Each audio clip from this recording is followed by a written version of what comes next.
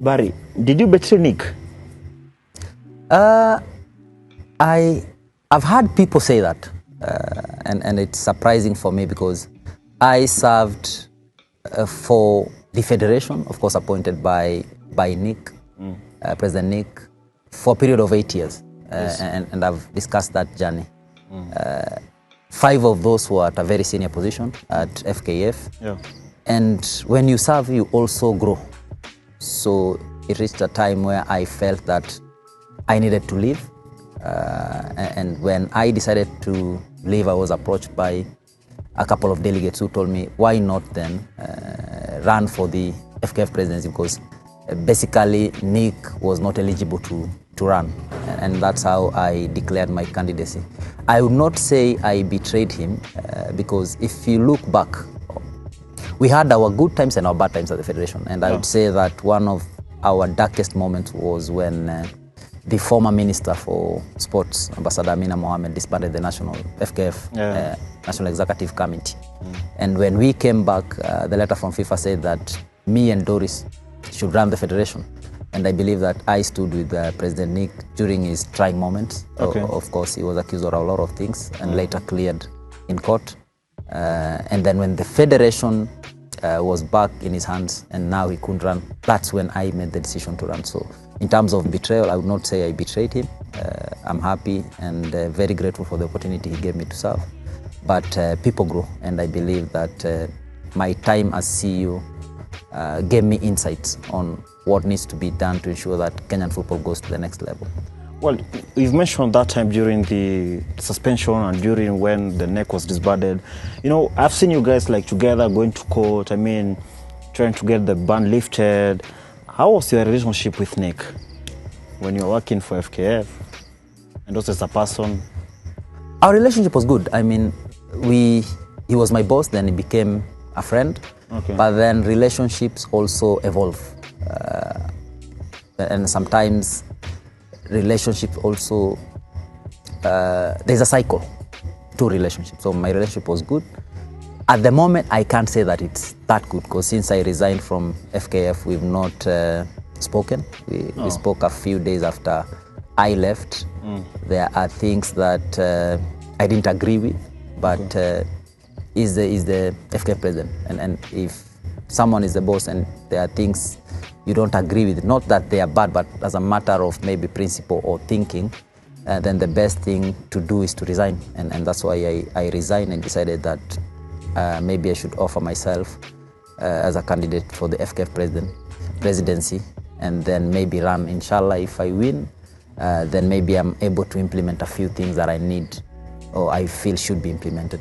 You know, Barry, just like football, politics is a game. And you know, when I saw your news first, like when you announced you're going to resign and you're going to vie, I was like, me and other people, there's an allegation that you're a project of Nick. What do you make of those allegations? Because my opinion is that you've been working together for quite some time now and we've just come to the election and then you decide, I'm going to vie. Well, to a lot of people, it looks like you are part of the project, you know? And like I've told you, it's like football, it's a game. Yeah, Jerry, I think it's a good question. It's outright. I'm not Nick's project. I believe the project now is Doris, and that's why they are running with Doris. It's official now. It's official. Yeah. It's also official that I formally left my position as CEO and decided to run. Yeah. And since then, as I mentioned, we haven't spoken. So there is that assumption because of my association with him in the past that maybe he told me to run, but it doesn't make sense because then if he was fronting me, it would not make sense for him to run also with Doris. So I'm doing this based on my experience as GS for 5 years. I'm doing this based on the engagement that I've had with not only club officials but also branch officials.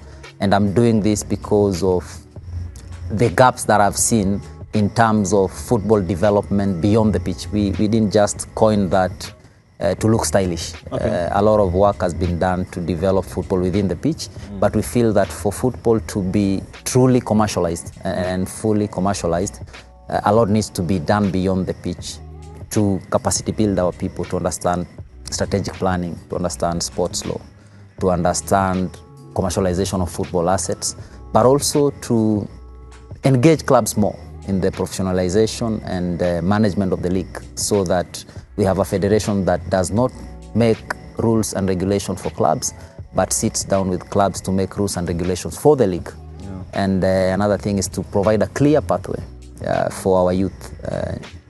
Eric, I have, my firstborn is 10 years. Okay. And I have a 5-year-old who really loves football. We need to have a clear pathway for him, sitting in my sitting room, give him a pathway on how he can turn pro and eventually maybe earn a living out of football.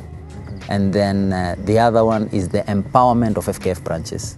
I mean, I feel that it's wrong, and I say this with a lot of concern. I feel that it's wrong that in 2024 there is still no clear separation of roles at FKF. We have NEC members who are running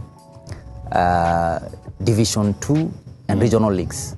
I'm giving this as an example. Okay. And for football to be truly beneficial or truly effective at the grassroots level, we need to empower the branches and give these leagues to the branches, so that NEC plays an oversight role, just like a board, but also empowerment in terms of the skill set required to ensure that football is commercialized at that level.